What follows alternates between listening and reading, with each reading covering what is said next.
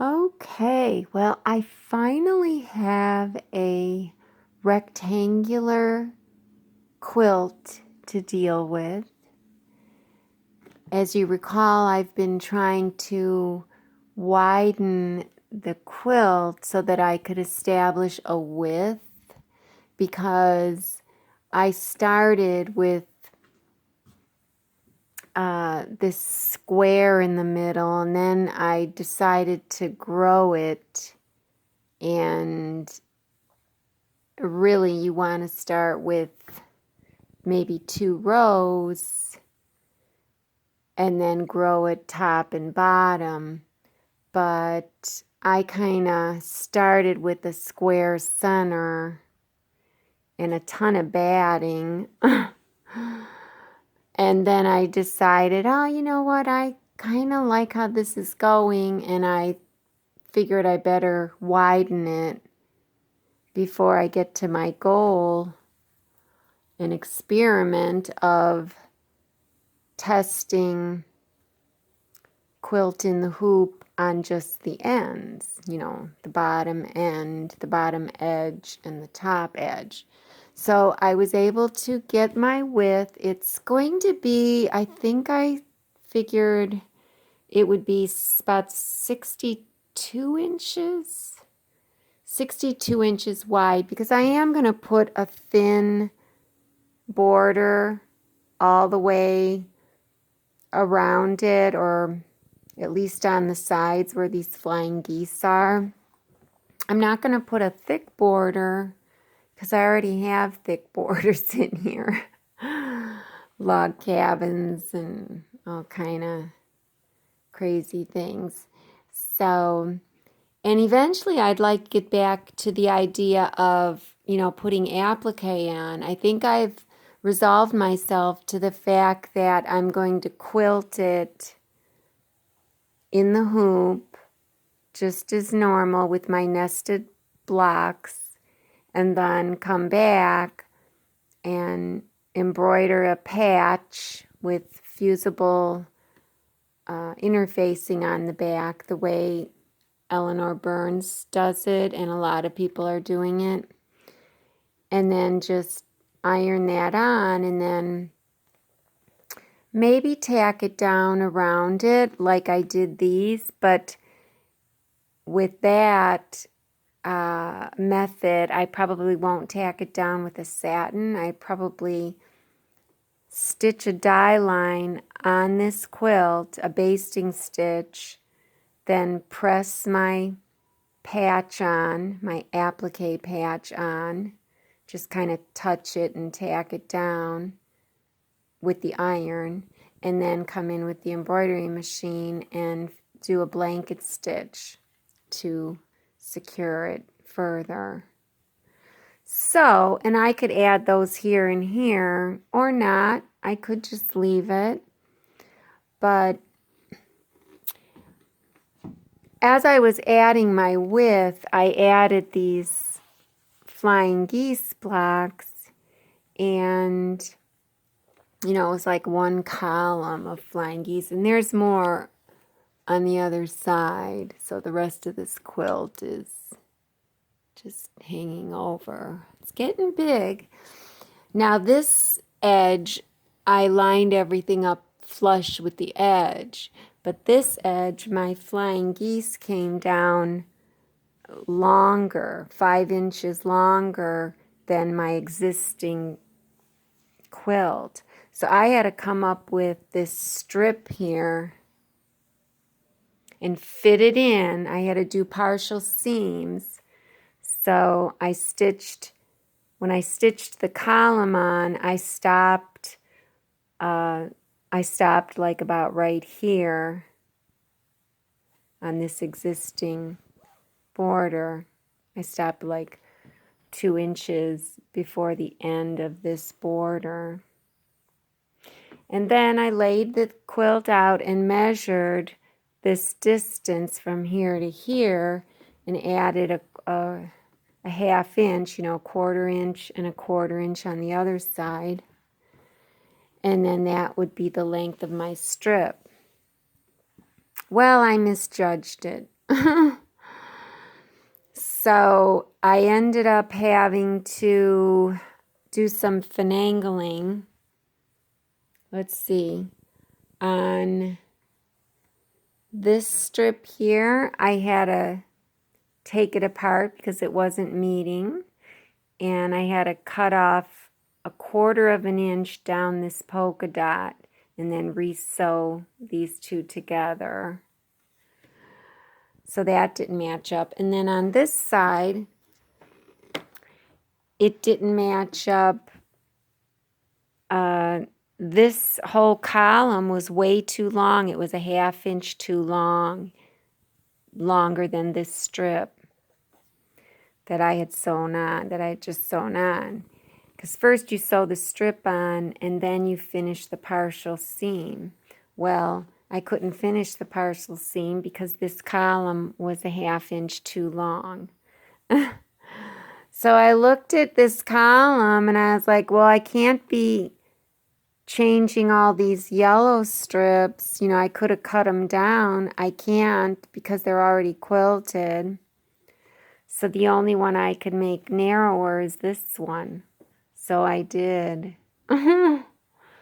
So this is a 1/2 inch narrower than these up here. So I was like, oh, whatever. And this quilt is just me throwing pieces together and experimenting.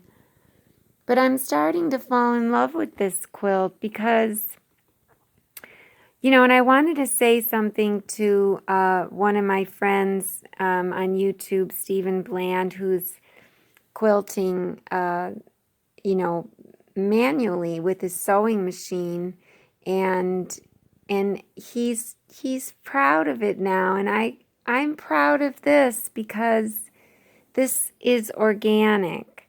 This is not perfect, and his quilting is beautiful. It's organic. It's not, you know, perfect. Everything is not perfectly done. Well, that just shows that a human did it, and that's the beauty of it.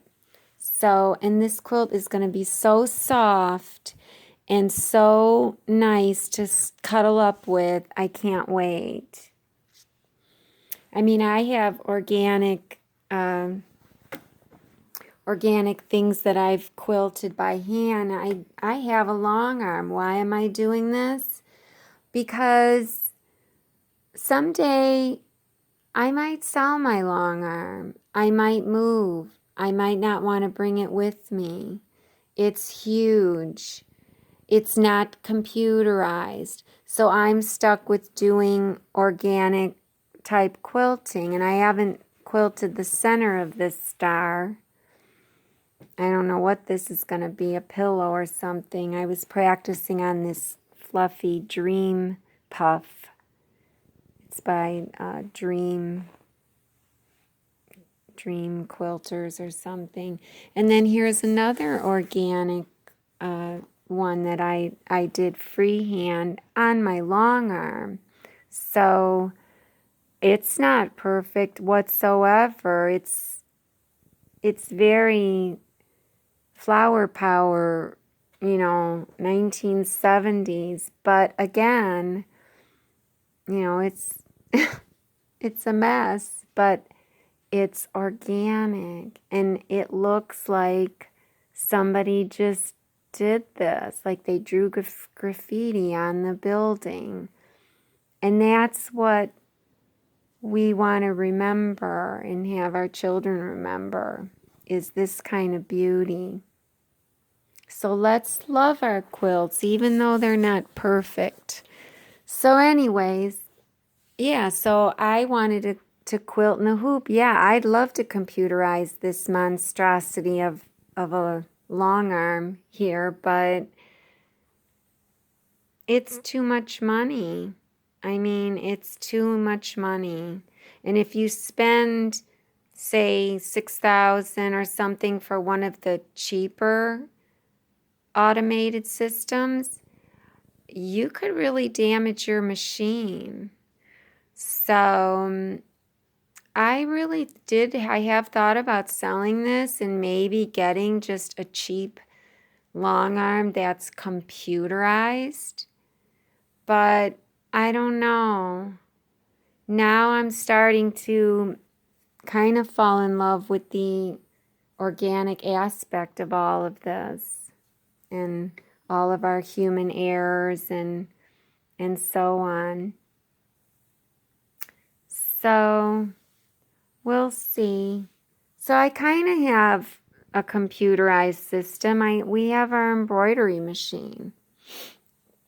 So now I have a rectangular quilt, and this is what I've been actually wanting to experiment with, is just, a rectangle, or start with a row, an established row with an established width, and then just work from the top and the bottom.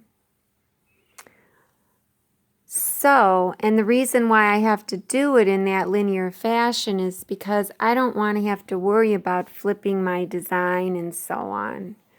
And eventually, if this does work out, I'll probably be making more designs that really look like they're not repeats and so on. Like I'll try to maybe make them, like you can see this one here and then you can see it up there. But when you do that, then what you're doing is you're making a denser design because you want to fit it all in the hoop.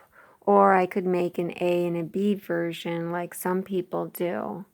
So then it won't look like it's repeated as much. But that's down the road.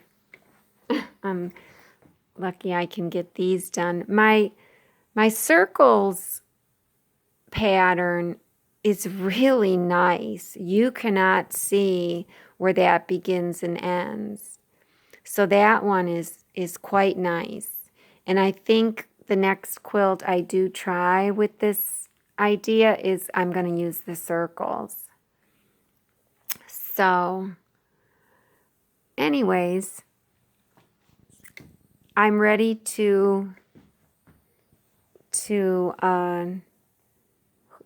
quilt in the hoop now because I've got a lot of distance from here down to here. Should I add another row? Well, this is how I was judging it. You can see a little bit of my stitching there. And I was hooping in this manner, this horizontal manner. If I take my ghosts, top, I'll just put the ghost on. Okay, so that one's there.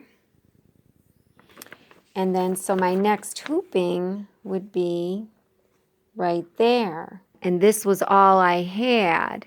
So from here to here is like 4 inches, but this edge was starting to look like, it could possibly start to get wavy if I would have hooped this. And this is how it would have been hooped, like that.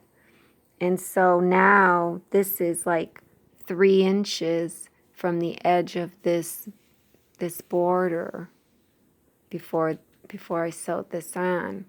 So that's why I decided, before I do this whole row, which has been my goal, just to be able to do one whole row on the top or the bottom. Before I do this row, I figure I better add this strip and close up this border because now I can hoop it. It's fine. The cotton will shrink up when you steam it and I smooth it out. I really haven't had any problems except for when I was doing this partial seam, because granted, when you do quilt your designs, it does draw up the quilt, but if you do it in a sequential order and have, a nice somewhat of a order to it, you can smooth it out and keep everything fairly square. This quilt looks pretty square. And maybe I had to finagle this. I was thinking about it when I first started doing these blocks.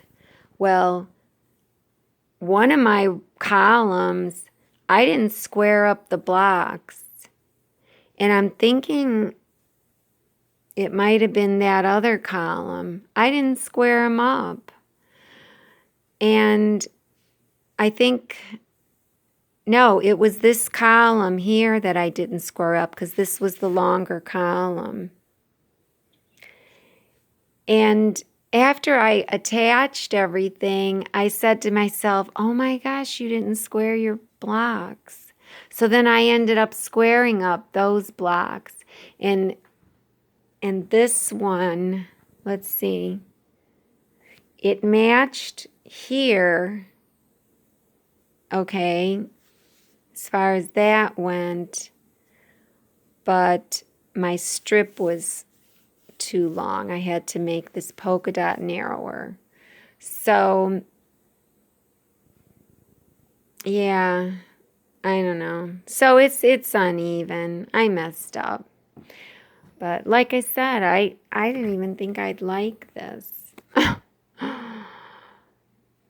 So that's what we're going to do tomorrow. We're going to start quilting again. And so I'll quilt from the center out, and I'll do this entire row. So maybe I'll quilt this one. Now, am I going to be shoving up all of this in my arm of my tubular machine? That's way more than 24 inches. So that's 24, that's more like 36. I could probably get it up in there, but why? My whole point was I want to quilt on the end. So I'll be quilting this way. Now, you know, normally I wouldn't have this much batting, but I didn't want to cut off more batting and then add it back on. So I think this should be fine to shove this much up into the machine. It's only like 24 inches, and that's been my rule. So I'll be fine. So if I'm going to be, pushing this part up into the machine, that means this is the point now where I will be flipping my design, because I'll be standing, I'll be coming from the other end. So as I'm looking at it now, say I'm at my embroidery machine, this is how I'm going to hoop it. This is always in the bottom left. So you can see my design still matches up with the ghosts and everything, but it has to be flipped. So this should be no problem. I could do it right at the machine, or I could do it in my embroidery software. It doesn't matter. Maybe I'll show it in the machine, since a lot of people have a Janome Mb4 that are watching this series. And then I'll save it as flipped, maybe with the F in front of it. So yeah, here's the front. Here's this other one that I did in the hoop, but this was with my brother SE600. Now, the beginning of it was this. This is a flying geese design that I created with my software. I created this just for flying geese. It's got a nice curve here, so it'll fit in this flying geese. It's a 2x4 flying geese. It's just so cute. And I think I have it on my website now. And I finally digitized one of these wreaths. It's really small. This is a 2-inch square. and I stitched that on the SC600. So I did, you know, 4 hoopings, 1, 2, 3, 4, and then 5. And then for the border, this will be like a purse or a pillow. I don't know what this is going to be. But I basted this down first with the sewing machine only, all the way around. And then I just used the serpentine stitch that's in the Brother SC600. It's the most beautiful serpentine I've ever seen. Seriously. The stitch length is just gorgeous. The Janome doesn't have a long stitch length on their serpentine, and that's kind of a bummer. But my Janome is old. It's a 4900, my Janome sewing machine. So here it is on the back, so you can kind of see the design. It's kind of cool. And it's very forgiving. And you can line it up so the points go right into the point up here. You know, this point goes up into the point. And I think I have a video on that, how I lined it up. It's in one of my playlists. But it's all doable. But of course, you know, you're in a 4x4 hoop. That's only for small projects. You don't really want to do a quilt on that. So, there you have it. Tomorrow we quilt in the hoop. All right, guys. Till next time. So here we are at the embroidery machine, and I have the quilt on that little black table of mine, and I have it rotated 180 degrees so you can see that this was my top of the quilt and the sides are draped over. I'm going to now quilt this whole top edge, which is, you know, what I've been wanting to do all along, was just quilt on the top 2 24 inches or the bottom 2 24 inches. Now, since I rotated the quilt 180 degrees, I had to go ahead and rotate my design 180 degrees.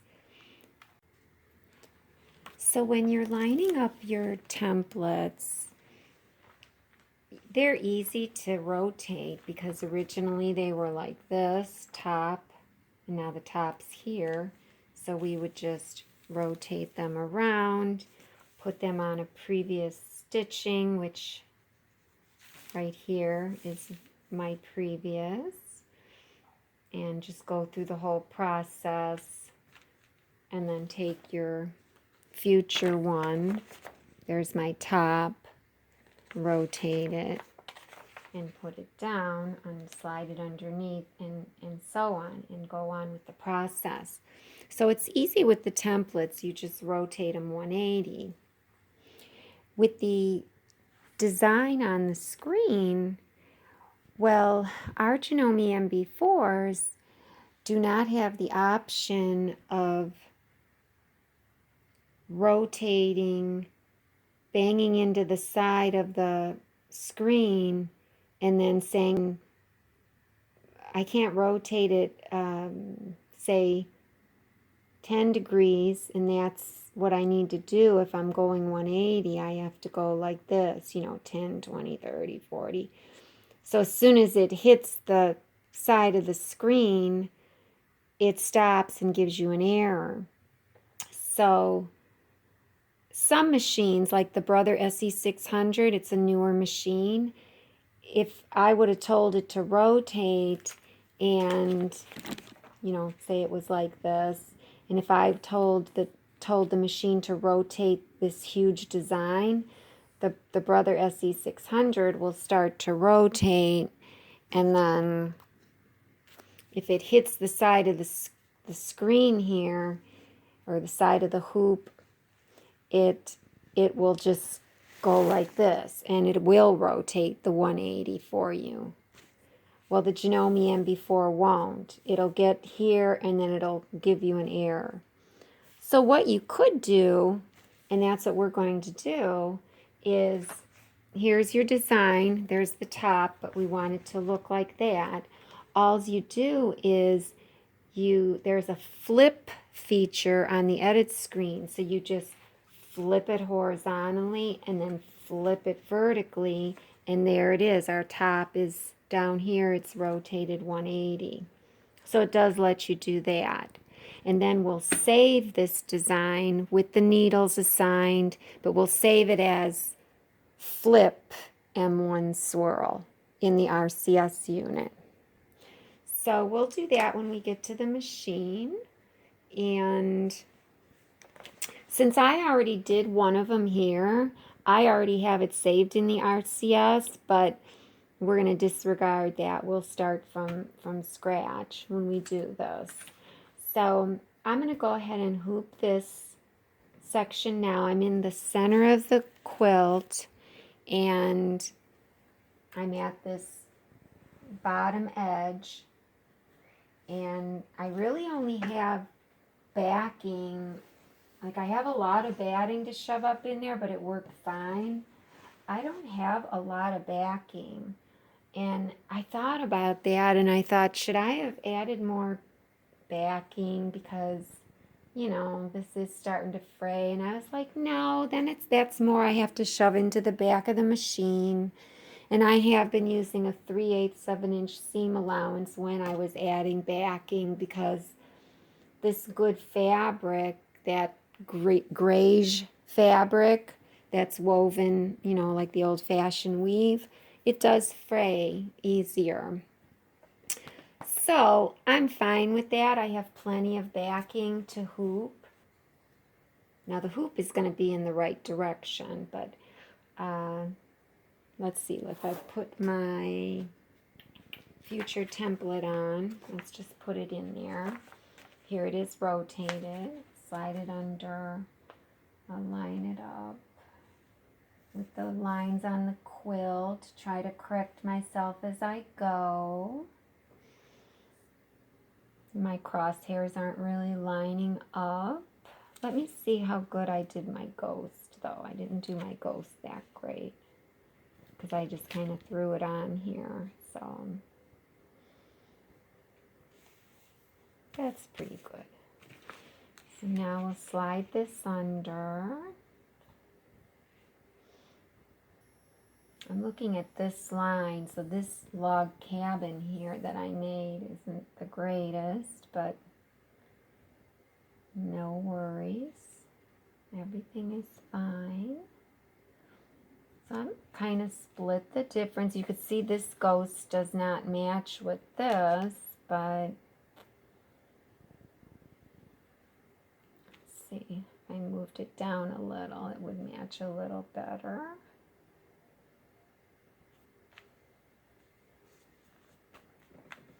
I'm good with that. So I'm done with this. I'll take my hoop template that's folded, and arrows are pointing up, because even though we turned the design, we're still hooping correctly with our arrows pointing up or towards the machine. Lining up my crosshair with the crosshair on the template. Design template. My tape is up here and here, and I already did smooth everything with my hand, just so you know, but you know, I didn't really give the batting much of a tug, so let me do that now. I'm just kind of tugging it just a hair. It really was fine, as everything sticks to it. And, oh, I had this down. I still have some stickiness left on my inner ring. And I'll go ahead and lay this down.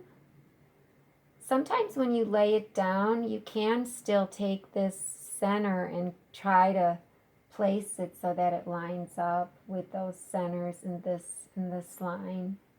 You know, it's fine though because we always check it anyways. So I'll press that down. And one thing that I found was a good tip is that when I put my outer ring in, remember this is the bottom left, and that's about a heavy 1/2 inch, about 5/8.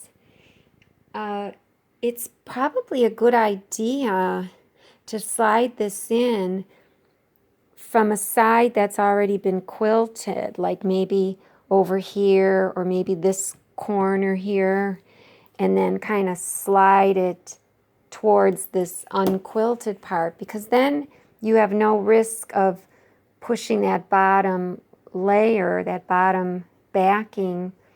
You have no risk of, you know, making a pucker by, if I went in this way, even though it's a short distance, I could run the risk of pushing that backing, and especially since my backing is so short. Let me just look at it again from here now that the hoop is on. Yeah, see, my backing is pretty short, so I guess I should have put more backing on, but so I'm going to actually go in from the left side because it lets me hold the left dial, and I'm going to go from this corner and kind of push the ring in that manner. So this is smoothed out. I'm pulling this corner up here, and I'll slide it in like this. And I could actually come in from here even, because this is all quilted. So I could bring it right here. I have it right there in the center. That would even work better. And I can kind of lift this up just a hair and then slide it under. I actually like that. So I'm pushing it. It helps to have a nice Formica slippery table. So I see my edge here. There's a gap over here, so let's get closer. There's a gap right here, so I'll press my hands. That feels pretty straight.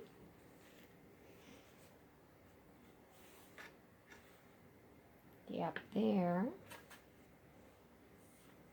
Okay, I'm pretty good with that. I'll start with this corner as usual. Okay, and that went in, but I'm holding here. I'm going to press here and then walk myself around, and now they're all down, and it's not hoop tight, and I have plenty of fabric here. I wanted to make sure, remember, that I added something to this edge so that it would never run the risks of getting wavy. It's all sewn in. And so now I'll recess it. So I'm going to pull this up. And I'm going to kind of get my fingers under there. It's just better. And I've been recessing this corner first the last few times. It seems to help because that seems to be the tightest corner, the upper right. Then I'll go to this upper left, and then I'll go here. This is the loosest corner, the one with the dial. I'm just going to push in like that. I got my hand underneath. So this one you really want to make sure that it's flushed because it is the loosest. And I thought about this, you know, how I'm hooping, and let me pull some fabric and then recess that with my thumb here. Ouch, my bad thumb. And I thought about it, and I'm like, well, you know, it's just as, it's tighter than your magnetic hoops. Some of those aftermarket magnetic hoops aren't even that tight. Now, I know the big one, the original, what was it? The blue ones, those are super tight. So, but they're so small. They change your size of your design has to be shrunk. Your center has to be lowered by like 5/8 of an inch. And then you got to worry, you got to trace your design. And since you do have to worry, then you have to make your design that much smaller. So then you end up, instead of this being 7.5 inches tall, you end up with a 6.5 inch tall design, which that's just too much. Too much stress and worry. So this is recessed, and so now I'm done with this. So I'm going to hold my hand here, pull it up from the bottom because it's only taped in 3 spots, and I'll push my hand on the fabric so that it doesn't pull it up. So that's done. So we'll slide this table forward. I'm going to bring my fabric up a little bit. And so most of the bulk now is on this side because I'm at the center left, because this is the center of my quilt. I already did the center right. So I'm just going to bring this up for just a minute. I don't have to, but I'll just bring up some of the bulk. This part goes over the top, goes under the needles, but then over the top of this arm. So you have to make sure you got this little piece of backing. Probably should have added more. I know I'm going to regret that. So that goes over, but the sides go pushed in. So the sides get pushed in here, but this goes over. And it's been working out great. So the first thing I do is pull that up until this meets this. These handles meet these clamps. And then I'll just start them just a little bit under the clamp, because you still have to take the rest of this up. And see how I'm grabbing the sides? I want these sides to stay in this area of the sides, but I want to pull it up, a little bit so that I can get the top over. So I'm going to do the same thing to the other side. So I'm kind of pulling on the sides, and now I have all of this up and over the back, and I'm going to feel with my fingers to make sure the backing is also up and over. I'm trying not to hook this around here. I'm just folding it. And then this is pulled up into the side area. This actually helps keep it stable once I push it in more. It's actually a good thing that it's sticking up. So now I'll slowly push this back. Check it again. Pull this here. So all of this is within this side area. And lock it in. And that is very secure. So this is pulled up, this is up, it's not going to catch on anything. And we're good to go. And since I have a lot of bulk on the right side, I'll just kind of drape this. Here it is all here. And I'm just kind of taking it as a triangular way and over. And I want to see it on top. I don't want to take it and fold it under, because you never know. This could get caught under there. You want to be able to see it. And then this side, there isn't as much.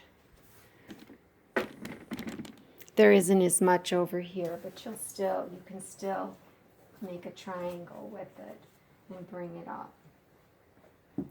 And then, of course, my table is too close. My table is ending right here. So I am going to have to give it some, well, when I pull the table back, it's so slippery, it's just going to slide. Nothing's going to happen. So now I've still only got 3 fingers. Remember, when the hoop is in center position here, you want to have at least four fingers or a hand. So I'm going to pull that back. So that's pretty good. Here's the table. Here's my hoop. Because when the carriage moves forward and the needle goes back here, this is going to come forward this much, half of the hoop, right? So you have to have that much clearance for your table, maybe even an inch more. I'll pull it back a hair. And then that you should be good. Now, I didn't check the bottom, so let me check. I didn't even look at the bottom of the hoop when I hooped this to check for puckers, but it's fine. So by now I'm getting pretty good at this. So I'm going to go ahead and pull up our original design. Remember, I've changed the way that I'm starting the design because my Janome Mb4 is making a couple of loops on the bottom. Not all the time, but sometimes when I make my tie-on. And I think a lot of that has to do with the fact that I had to loosen my bobbin tension so loose in order to make a good quilting stitch where they meet in the center, where the top and bottom meet in the center, you know, where the batting is. I think it has to do with that. Also, I only have 3 or 4 stitches for a tie-on because I want to make my tie-on small.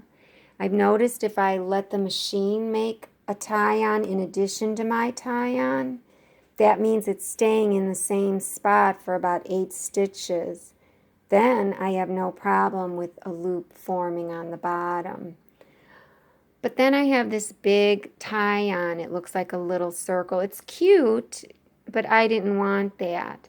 So there's an option in the file, in the files, for this size, the biggest size, and you can have it with a jump at the beginning or without the jump. Everybody's machine is different. So, and you may like the one with the jump. I do. It takes away all the stress. So, and some people don't even want to bury their threads. So that's another thing. If you don't want to bury them, if your machine is doing great and it's meeting in the middle and so on, then you might want to handle everything differently. You may not want the jump. You may want to let your machine cut and so on. Some people even burn their threads, but I wouldn't suggest that. So we're going to go and open. And I'm going to just go to the RCS unit, embroidery file, and I'll just pull up my original. This is my original here. This is the one I flipped. But here's the original with the jump. Okay, you'll see there's the 4 basting stitches and then it jumps over to the design. But that's the original one. Now we're working on the bottom part of the quilt top. So this has to be rotated. This, you know, it has to be rotated 180. This machine will not rotate it because it's too big and hits the ends. So we're going to flip it twice to get the same effect. So we go and hit Menu, Edit. Okay, so remember, if we were rotating 180, that would mean this, oops, I hope I didn't move it. Let me X out, sorry, I'll have to bring it up again. Sorry about that.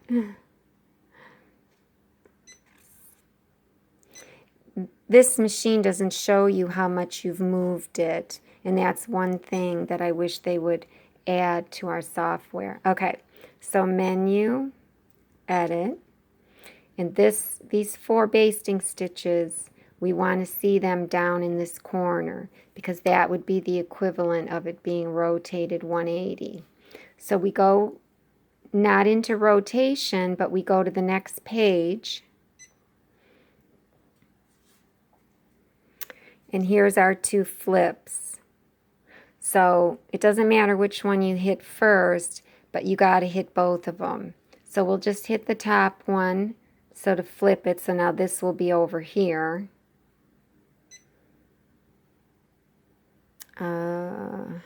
Where is it? Oh, you can't see it because it's on the grid. And then we'll hit this one, so now this will be down here. That's why I was having so many problems with it, because you can't see it. Because it's on the grid, but it's down here. So that's good. So we'll hit OK. And you can check it and make sure it looks like your ghost template. You know, here was our ghost template. Here was our top. And when we rotate it 180, you know, that's what it looks like. Well, is that what that looks like? Yeah. Then you know you're good. So then we are going to save this as the rotated version. I called it, at first I called it the flipped version, but then I called it the rotate version. So I'm going to stick with that, because then it'll get your wheels turning that, oh yeah, we can't rotate, so we have to flip twice. So anyways, so we're going to save this on the RCS.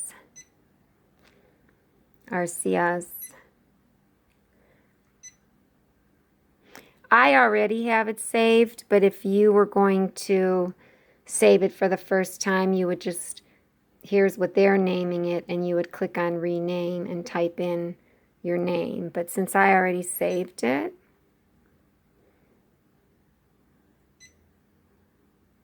oops. Oh, it's right here. M1 rotate swirl. Here's my M1 swirl. But now we want it to be called M1 rotate swirl. So that's what you would type in here. So I'm just going to save it over this, because you may do that. And there it is showing up there, but it's not saved yet. You have to click OK. Now you won't get this the first time, but overwrite it, OK. So now it's saved.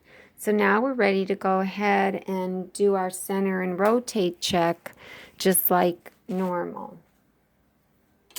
So I'm just going to lock this down, and I'm actually not going to be as picky, because now that I'm into the series quite a bit and people pretty much know how to center and rotate by now, I'm just going to use my arrow keys to,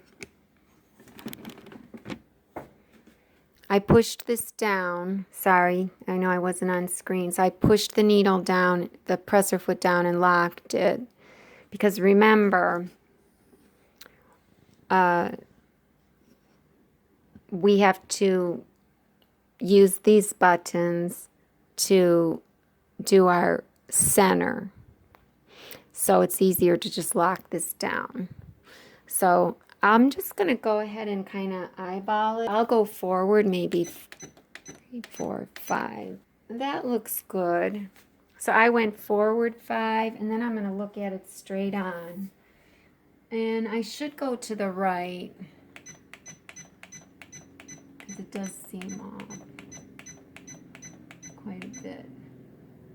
And it is hard to see this black. I think I went too far. Oop. Sometimes you can't rush it. That looks about right. And so center is good. Now remember, we can't change our center parameters anymore. And the reason why is because we're going to go in the menu edit screen. Once you go into the menu edit screen and come back, this carriage goes to the hoop center. So it's going to make you think that it didn't hold your jog button settings here, but it did. It's on the edit screen, but our software doesn't tell us how much we've moved it. So that's why when you do the center, you do it once, and then that's it. You go straight to rotation, rotate it however you need to rotate it, and then that's it. Then you're done. If you decide that you got confused and you do need to redo your jog buttons, you have to X out of the design and bring it back up again. So this design, if you recall, when I pulled it from the RCS unit, the needles were already assigned, so I don't have to worry about that. So that's why I skipped that. Sorry, I forgot to mention that. So now we're done with our center, our jog buttons. So now we're going to fast forward through our crosshair to check for rotation. So if you are concerned that you're not sure what object or what color you're on, click this button here. And it shows me that my crosshair is what is going to stitch now, but we're only going to follow it.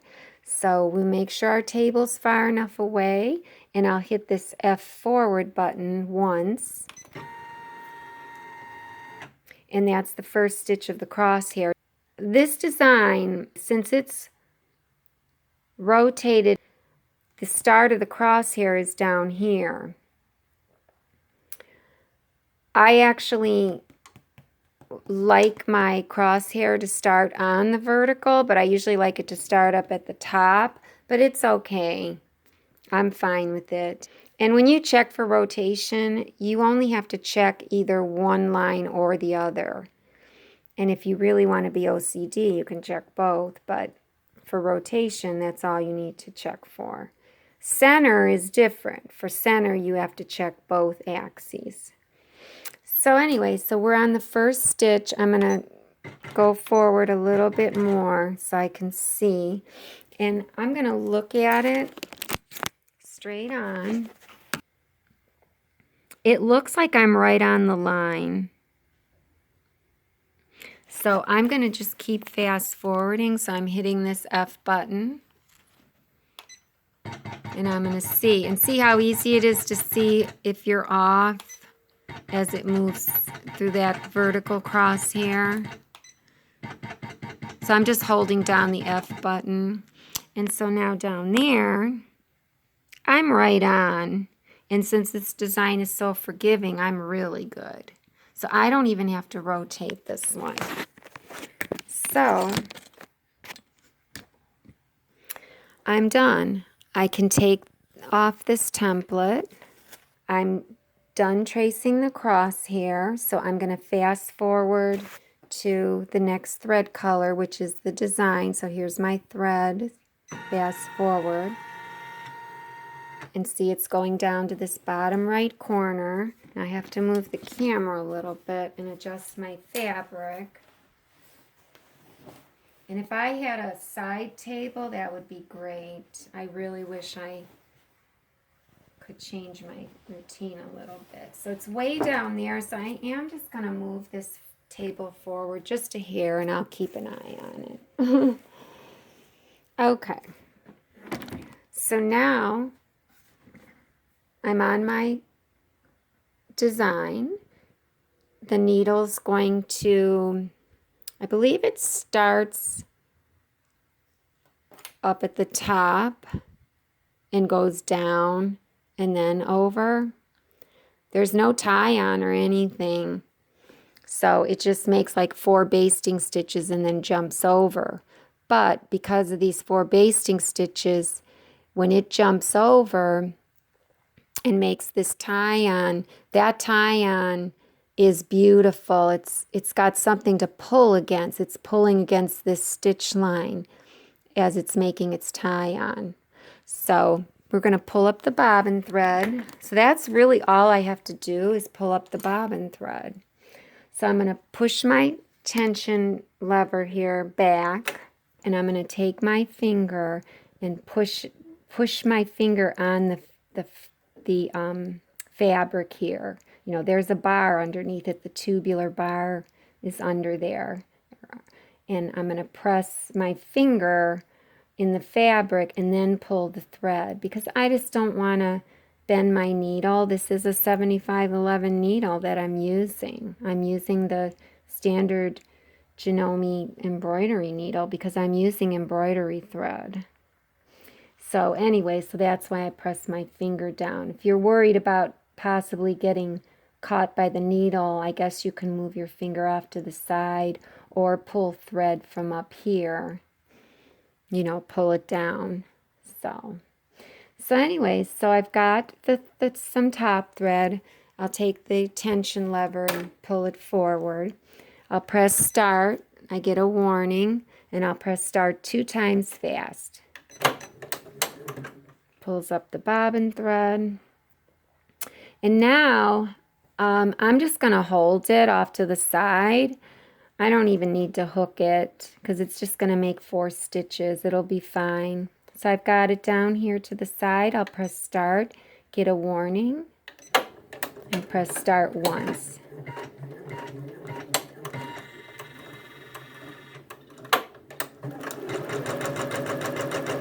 And now when it stitches its first run here, it's going to stitch over that jump. That's why I didn't want to use a jump. But I digitized the jump so that it would fall in between 2 stitch penetrations. But who knows if that'll last on other people's, you know, everybody's machine is different. But I think it will. I think I did a pretty good job. So again, my hoop is, or my fabric is kind of sliding around a little bit, but I need better tables and the camera's in the way. And I have it stitching at 400 stitches per minute.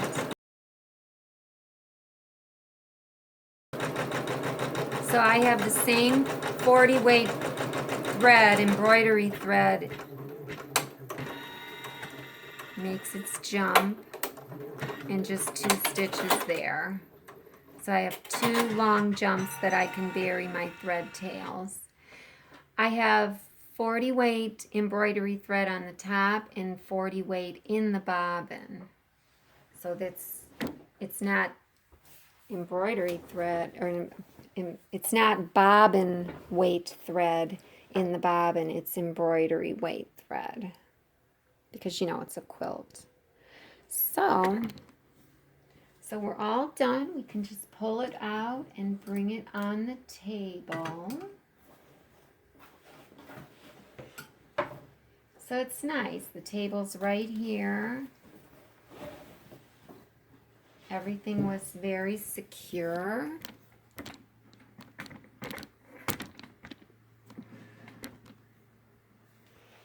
And the threads are so easy to bury. Let me grab my little thing. And this is my snag it needle. So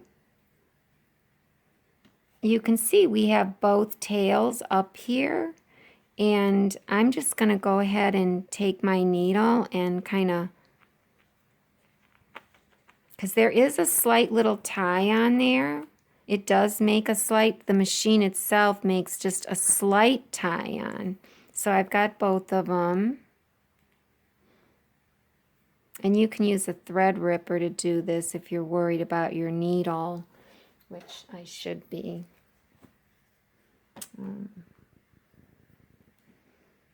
You know, knowing me. So here's still the bobbin thread. But when I get to this point, I'm probably going to lose the bobbin thread underneath. So here's the top thread. You can kind of see that this thread is nice and loose in there. I can pull it and it slides. That's because the 2 stitch penetrations on either side of this are, I digitized them so that they're exactly, you know, halfway. This thread is halfway between the 2 stitch penetrations. Is that always going to be the case? I hope so, because you don't want to stitch over this and then split the thread, because then you'll only have this short of a thread to bury. You know, you don't want to risk pulling on this and this is split and then it pulls up your stitches. So that was one of the reasons why I hesitated making a jump. There really isn't any other good place to make it because the design would have stitched over it. But it's been, so far, I've had perfect, you know, it's been no problems.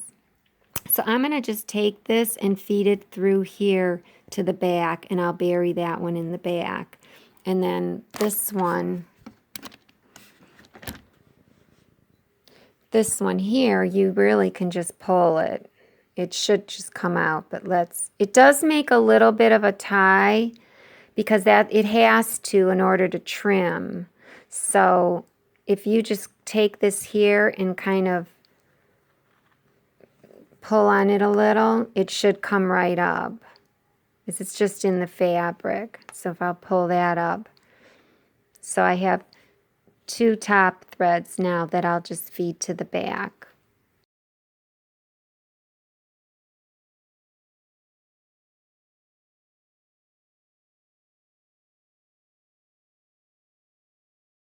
I'll use my snag it needle to do that. A lot of times, instead of snagging it first, I put the needle in first, and I have to decide where it would go in best. So I'm going to go right at the tip of it. At this step, at this stage, you can go in a hole that's already been penetrated because I'm just feeding this to the back. I'm not making the knot yet. So I'll go ahead and push that in and snag it. If I could see, there it's snapped in, and some slack. Actually, I really didn't need any slack. It would have made its own on this one. And I'll pull that to the back, and I'll just give it a nice tug, and I'll do the same thing with the other one.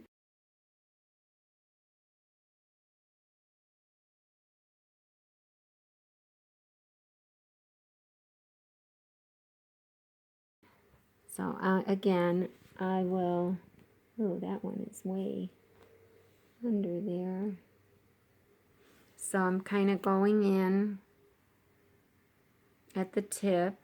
And on this one, I am going to kind of look in the back and make sure that I'm in the right spot. Sometimes that's a good idea. It's pretty good. And I'll go ahead and snag that. Push it in. See how it makes its own slack, so you don't really have to do that. Okay, so here's your 2 tie-ons and tie-offs. They don't even look like anything. So then we'll go to the back, and if you'll notice, I am not unhooping it. It just is easier when it's nice and tight. And I'll just do this one first. So I just pulled on that one thread and it was fine. It came right off. I'm just going to make them both about the same length, just for the heck of it. So I grab my finger and I put it away from me, and then I twist it, stick my thumb in, grab it, pull the loop over. Now I have a loop, and I put the needle in the loop, 1/4 of an inch away from where the threads came out of, and pull down, And now I have a knot right there, 1/4 inch away. And then I look and see where I think would be a good place to go in. I want to start a new hole.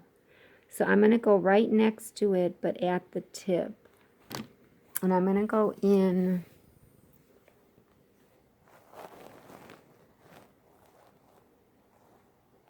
sometimes I go underneath a stitch, but I'm going to just try and go and through the batting more than a 1/4 inch away so that this gets buried.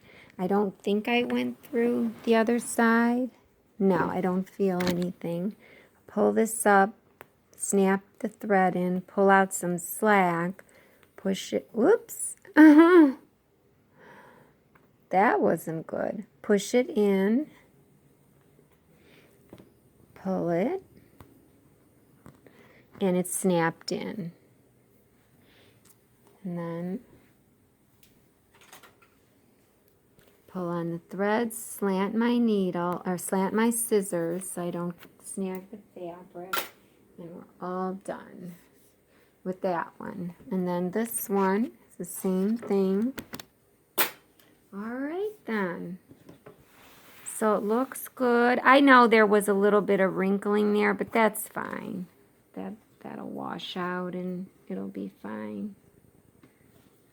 I noticed that before, and I was like, oh, I could have ironed that better and then hooped it better and so on, but it's fine. All right, so we'll take this off and we will continue hooping.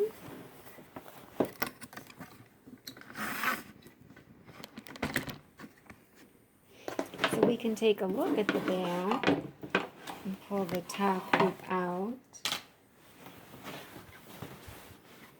And so you can see it so far, it's looking great.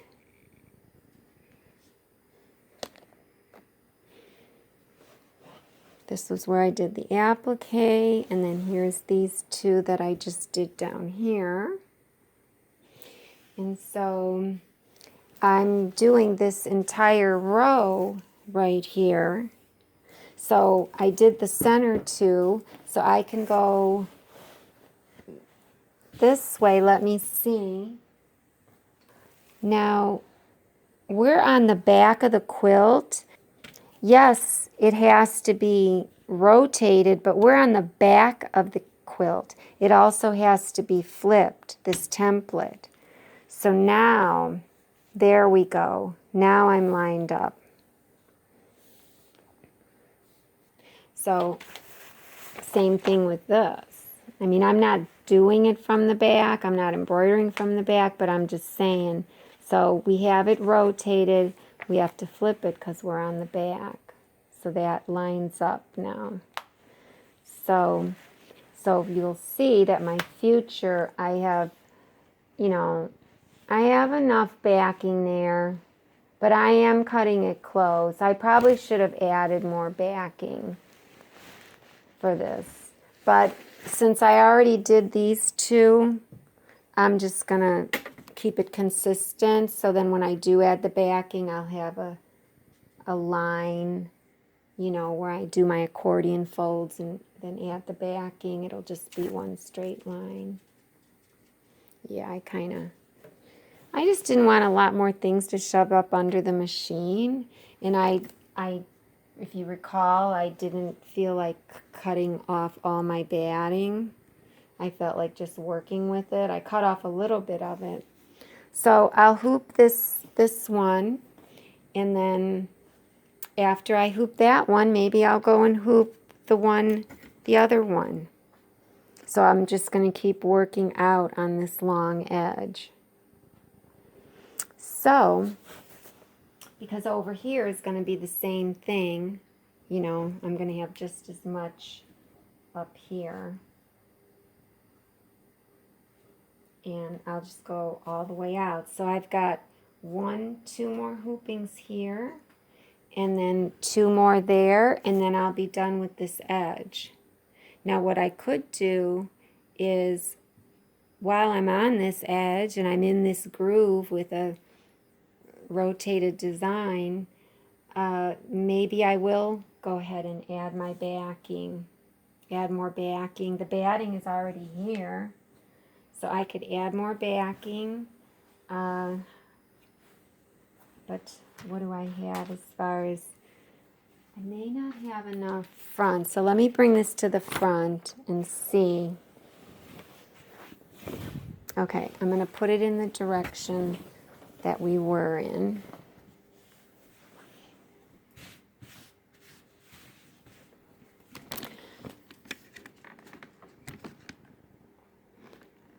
Okay, so I just quilted these two, and I put my ghost down. Now this time I just have to rotate it. Okay, so that one would go there, and I don't have to, they don't have to be perfect. I'm just getting a plan. And then there's the TP rotated. Okay, so, you know, do I want, once I do this whole row, do I want to come this close with my hoop to this raw edge? No, I don't. I'm actually not going to do this row until I add another row so that this raw edge here doesn't get too close to the hooping. This raw edge has to be attached to something. If the hoop is going to get this close, you know, then no, we'll get it all wavy. So for right now, I'll just concentrate on doing this whole row, and I don't know, should I go to the other end of the quilt and do that row? I don't know. We'll see. It doesn't matter now because I have a nice rectangular quilt, and I'm only working on the top and bottom 24 inches. So I have a better sense. So here we are down here, and if I were to just put this on without the ghost and just kind of estimate it, I think I have it like an inch overlap.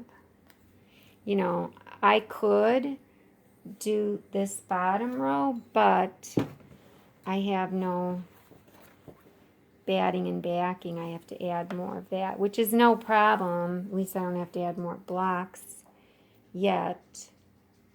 See, I'm just quilting this as I go. This is no pattern. If you are following a pattern, you know, a quilt pattern, this would be so much easier, honestly, but I'm just messing around.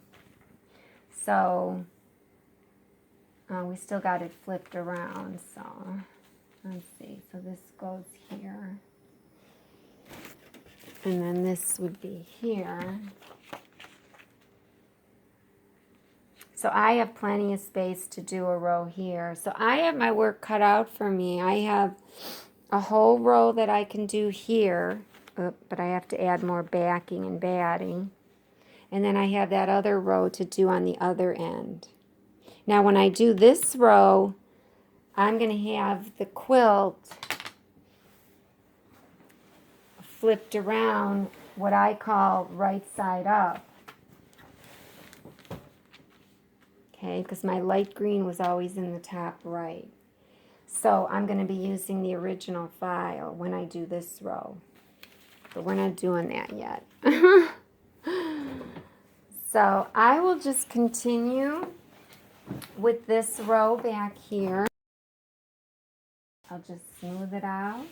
Doesn't matter which direction I go, left or right. I'll just pick one, and I'll just smooth this with my hand. Put in my ghost. I could put it here, or I could put it here. It doesn't matter. Just remember, it's going to be the flipped version that we're doing. So it's looking great. Oh my God, I can't wait to use this. I should give it to someone. I don't think anybody would appreciate it as much as me, considering this was my first one and all the thought that's gone into it and everything. So that's what we'll do.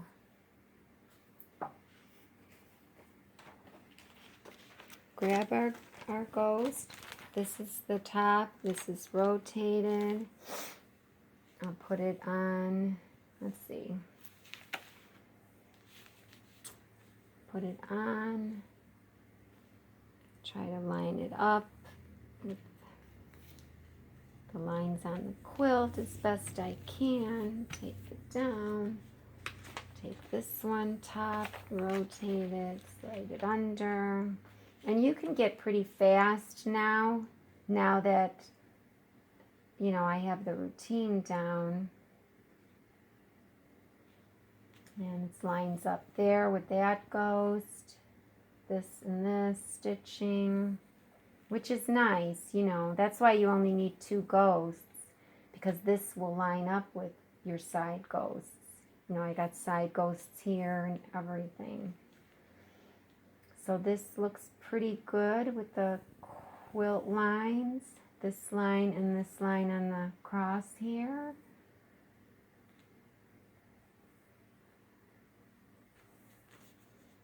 I don't know about my tape. My tape is down at the bottom now.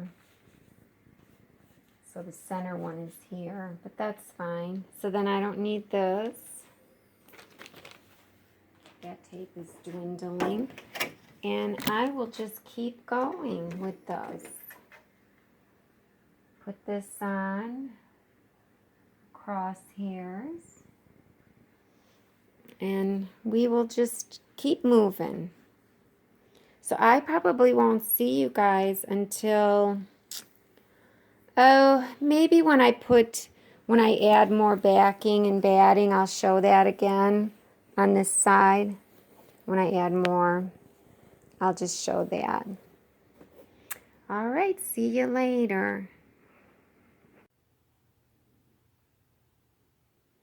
I thought I would show how I have been accordion folding the quilt so that I could, you know, stitch on batting or backing or top or rows or what have you. So I don't know if you can make this out, but this is a row that I'm stitching on, and it's just a bunch of flying geese and strips in the middle and so on. I just kind of threw, you can kind of see their flying geese and then strips. This is the rest of it's folded. The quilt is growing. So, and I have a table here next to my sewing machine, but it's really small. I really need to have a nice long table for this, but basically, you know, this is how long it is, but I just kind of get in there on the chair, and then as I'm in Command Central here, when I go to feed this into the machine, I grab this accordion fold in my left hand, and then with my right hand I can guide the fabric. And that's been working really well, because just lifting this up and taking the weight off, just, you know, it works fine. And especially since I'm not doing the baffle type of quilt as you go, you know, I'm just attaching top to top. I mean, this is just my top. So the reason I added this row on was because I want to quilt in the hoops some more, and of course I needed more blocks or what have you. So I just did this, because I'm trying to make things cohesive. And when I get done stitching this, I'll show you kind of where I'm at with my ideas for applique and whatnot. But this log cabin strip that I pieced a while ago, it's had a lot of handling, so it needed to get something stitched to it. And before I stitched this to it, I laid this on my ironing board, you know, long ironing board, and I starched it with this stuff. This isn't starch, it's sizing. And this is the Luxe finish, and it makes it pretty strong. You know, it makes it pretty stiff. And I wanted to do that for that border before I sewed this on and handling it and everything. I didn't want it to be wavy and whatnot.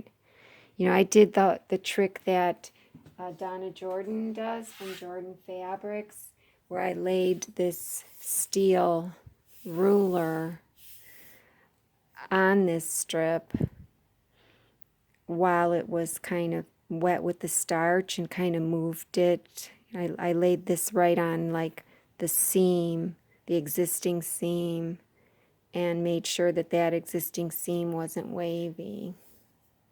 And then once I got it nice and straight, then I moved this away and just placed the dry iron on. Since it had the sizing on it, you know, it stayed in place.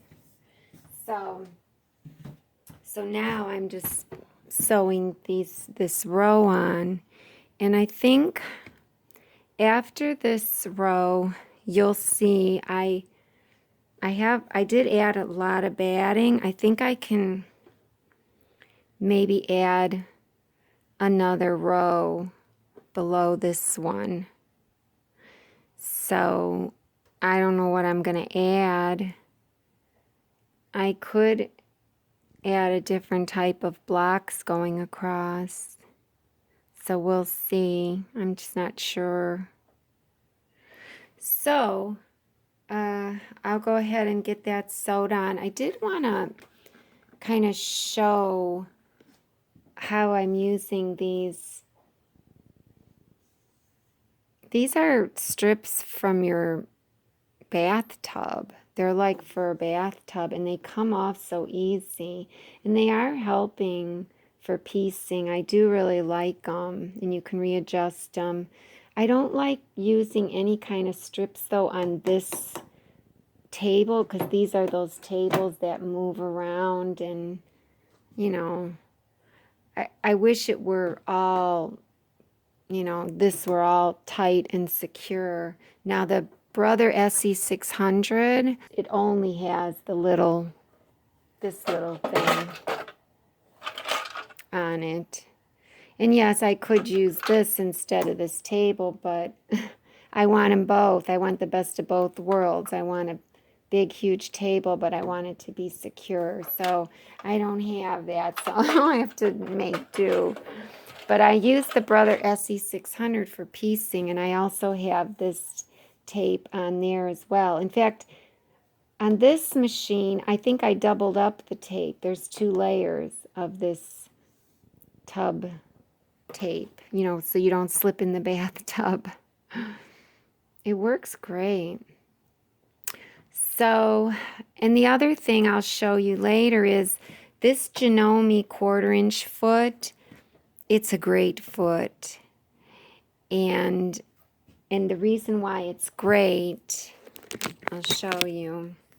And I'm using it on the Brother machine too, but I have to take the Janome adapter with me to the Brother machine in order to use this. And you have to be careful about your needle position. You have to make sure it's in the right spot. But the reason I like it is because these are up high. They lift up. And unlike a lot of the 1/4" foots, they have a flatness here. I'll show you one sec. So this is the foot that I'm not crazy about because it's flat right here. So as you're coming up to a flying geese or anything, you know, at a 45 or what have you, as it comes up to that seam, a lot of times it flips it, you know, because it's so flat, it hooks underneath it. And so I like this foot, but I don't like it. So I don't even use it anymore. I'm basically using this Janome foot, this here Janome foot on both machines. Now, I did see this foot something similar to this foot. It has a blade, just like this one does, and it's got the feet that stick up, but it's a Singer, and it says it's made for the Singer heavy-duty machine, and it's slightly different the way that this blade hooks on, and I'm also wondering if it'll work with my brother adapter, because when I use my Janome adapter, this Janome adapter with this foot on my brother SC600, I can't use the needle threader because the needle threader jams into this adapter. So I'm thinking about getting that Singer foot that looks like this and seeing if it'll work well with my brother adapter. This foot will not work with my brother adapter that came with that brother machine. The foot sits like slanted up like that, and not that high, of course, but this Janome foot lifts the fabric like slightly, like makes a slight bubble, not all the time, but sometimes, and it's almost good because it allows the fabric to still, you know, ride up against the blade. It allows you not to have pulling of the fabric, and I don't know. It's just a great foot. This blade on my brother, it ever so slightly interferes with the feed dogs. Not really, it really doesn't touch them. It's the feed dogs are like right here, you know, right on the inside, but they have enough clearance. Now on this Janome, I mean, this is what it was made for. I never really looked, and I don't want to stretch my bias or my fabric. I'll look when I'm done sewing this, and I'll be right back.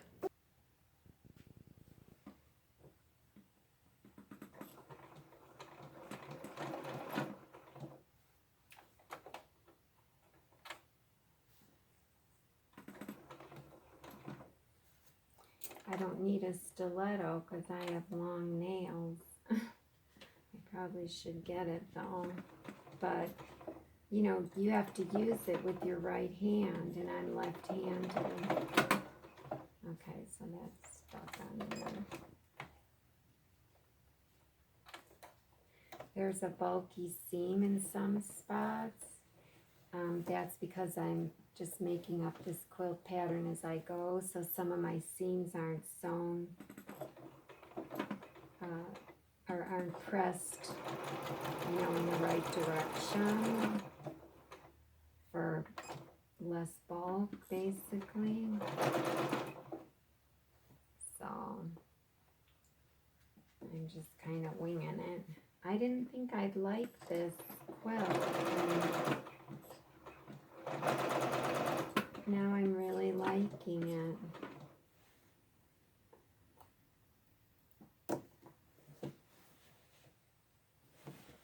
So I'm just kind of lifting it up here and then guiding it with my right hand. And I'm pushing against this tape. I don't know if you can see it, this tub tape.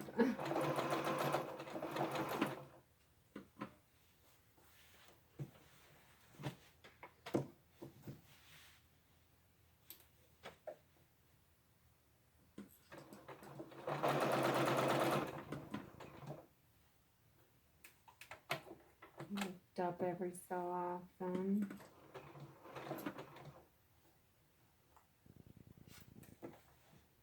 Take my pins out when I get to them, and then when I get to the bulky seam, I lift up and then press it back down.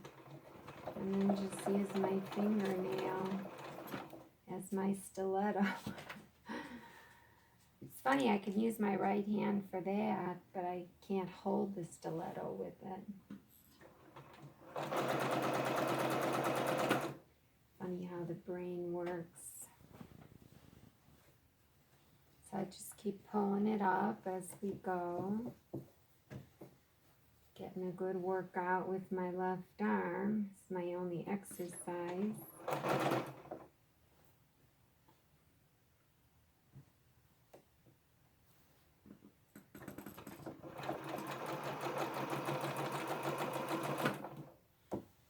I try to put the pins directly on the seam allowance so that I'm not stretching the fabric. And I do try to put the pin when the seam allowance is going away from me while sewing, because then, you know, you'll remember. And so I'm trying not to stretch this.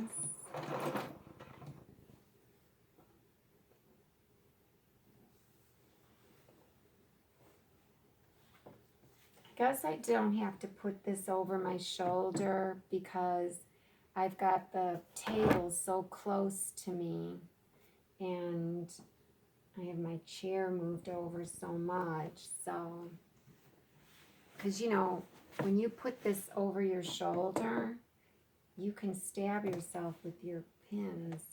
One time, a couple weeks ago, I stabbed my wrist with a pin. I almost died. I was like, oh my God, that came close. So this is a better method. I do wish my table were a little wider, you know, in front of the machine, because it does get difficult. I'm gonna have to come up with something. But I don't know if you could see how this foot kind of pulls the fabric up. And it's really helpful. I just love this foot. So I'm gonna order that Singer one and just see. Now this is a diamond that is in the center of this row, and it's basically two flying geese sewn together in the center to make a diamond in a square, or a square in a square, but it's not square. I cut the bottom of the geese, you know, the long sides, to just fit this row. So this was the last thing that I attached to the two parts of the row. I basically just measured my existing border, then measured my two parts of my row, added those together, and subtracted that amount from the existing, you know, from my what I have to match up, and I came up with like 4 1/4, 4 1/8, or whatever that this had to be. Well, that means that it had to be that sewn in. So you have to add 1/4 and 1/4, so that's another half, and then you have to add 1/4 and 1/4 for here, so that's another half, and then whatever that number is, then you'd have to divide it by 2, and so that's the width that I cut each of these. So I know it's all mud, but right now, but so that's how I did it. And then I made sure that I fit this row into my existing piece, just as if you would put on a border, you know.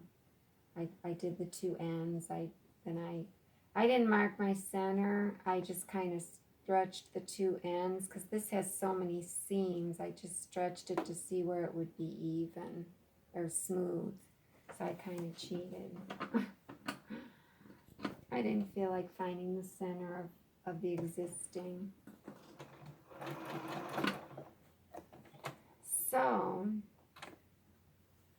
So that's basically how I'm doing my add-ons. I mean, if this were a real quilt pattern, then you would have all of the measurements and you would make sure that everything is eased in and so on.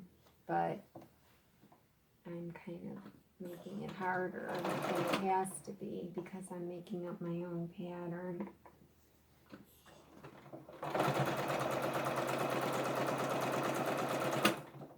But that's fine. That's what makes this a special quilt.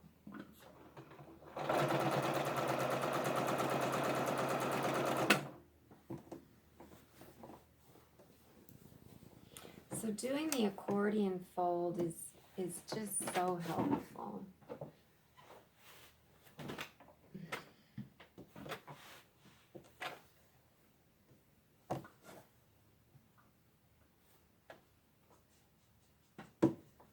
And using the magic sizing is really helpful. I don't know how I ever got along without it.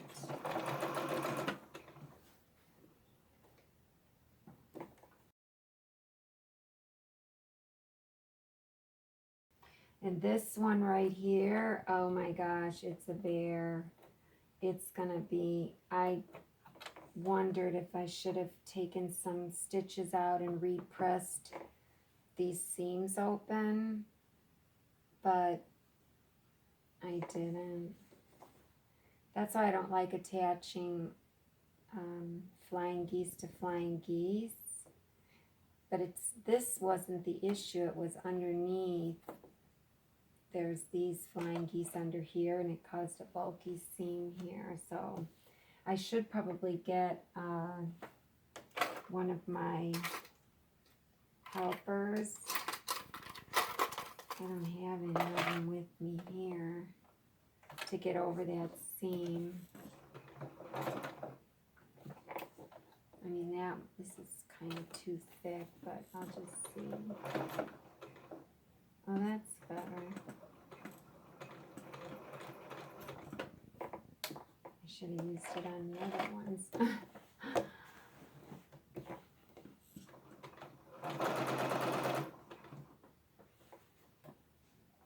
So this one I did press open because this is really bad. This one here, I might need it for this one. Lift up.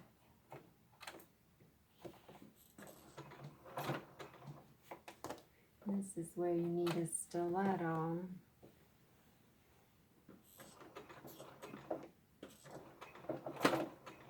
See, it doesn't want to feed.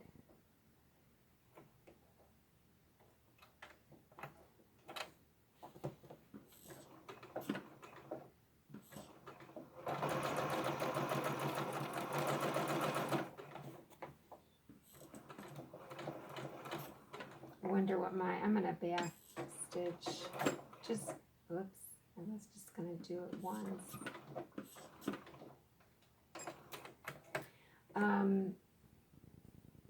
I wonder how my embroidery machine is going to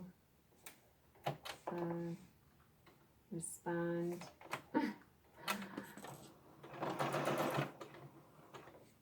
I'm just gonna leave that tag on there. So this is done. This pretty little row. I made a little pattern. I had to lay it out and everything. Helps to have a big table. Okay, so here it is. This is the row that I added to this log cabin strip. And this is the area here. Let me think. This one, where these two came together, that's a bulky seam there. And that's because of the way I pressed this. And if you recall, this is Eleanor's block. I can't remember what it's called. And I wonder if I had wondered in one of the other videos, I had wondered if I pressed the seams correctly. So this is like the center of that row. That's how I got it to meet up with my existing. I just made, you know, 2 halves. And I tried to bring in some of the colors from the top of the quilt. So I sewed from here to here. And at times, you know, I put these strips in. Here there's 3, and then 2, and then 2, and then this is the piece that I had to do some math with to cut my flying geese. These are flying geese units. They were this big, and I just cut them like that. Put the 2 halves together. What would have been the red one? So, but as you can see, this red clashes with this, and I'm liking more of these parts of the quilt now as I'm going. I don't like this other yellow that was in here. That was just fabric that was given to me, that lighter yellow. So I just have to kind of live with it because it's in there. But let me open up the quilt.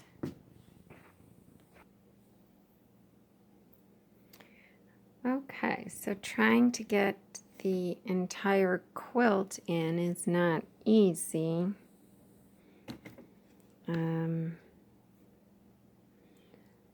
But so far, this is what I have. And I've decided that that log cabin strip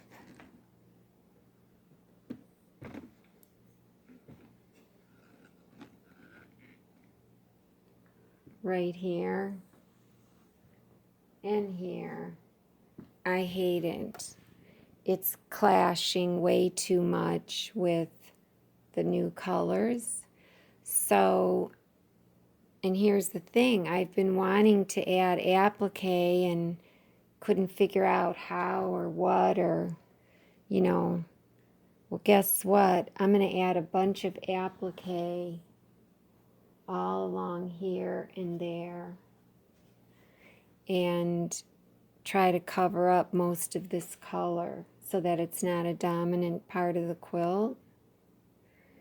And I might do the same on this piece and on the one up at the top, that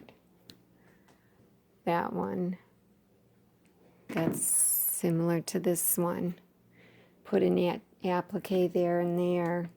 Now what applique? I don't know. I have so many embroidery designs. You can turn any embroidery into an applique. Since I have somewhat of hearts, these are kind of upside down. That's a heart, and there's an upside down heart.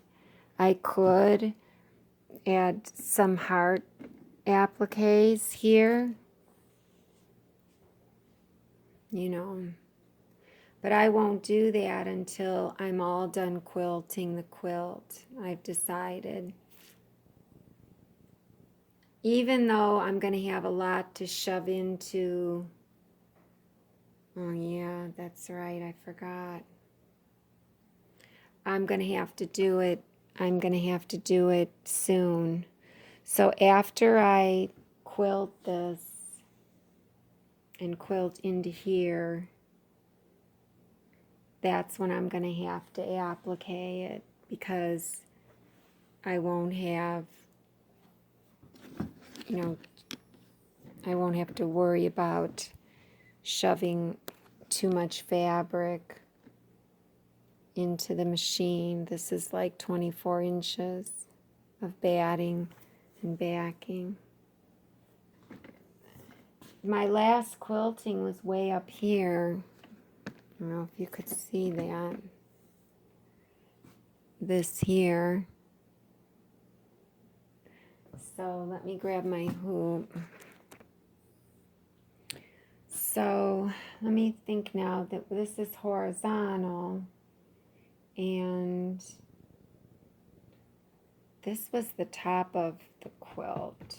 I have it turned around, but it doesn't matter for this, for estimating. So I have, when I'm horizontal, I have about an inch overlap in the hoop, I believe. So there's a hooping there, but then when I come down to here, it's gonna hoop there.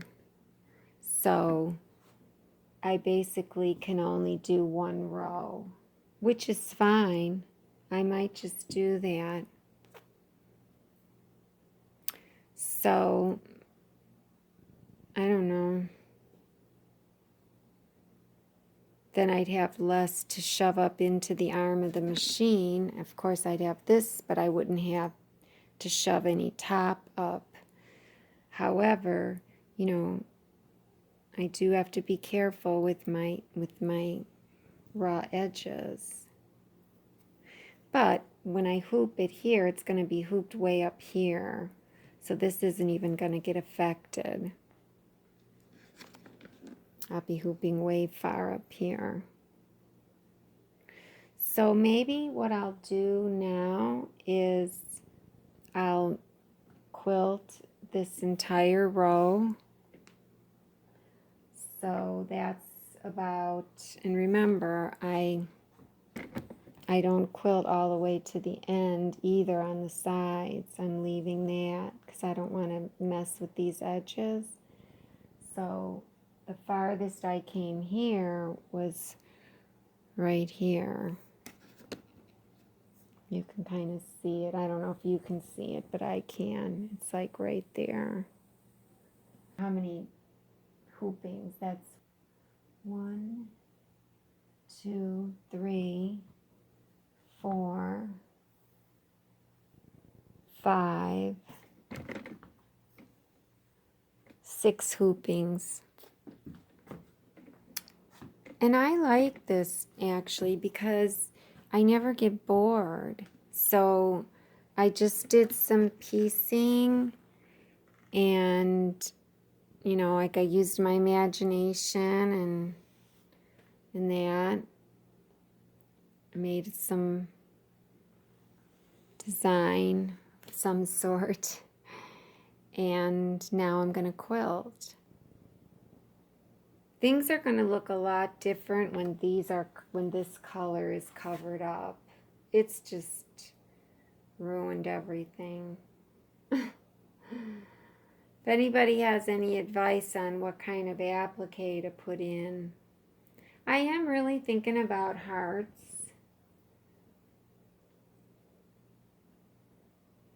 Hearts and flowers, maybe. Something that's solid enough that will cover it up. I'm definitely not doing vines because that's too hard and they're too skinny, and it's not going to cover it up enough for me, my taste. And I'm going to try and do it with Eleanor's method, with the fusible web on the back. And then I'm going to try and blanket stitch it on, not satin. Because remember, I'm doing it after everything's been quilted, and I'm not going to be putting a satin on like I did up here. You know, this was crazy, and then I quilted around it. That was too hard. It looks good and everything, but it's too hard. So the only thing that shows on the back of the quilt is this outline. It's all the way around. And then I had to digitize the design around it, cut a hole on the digitizing screen. It was really too much work. So we're not doing that anymore.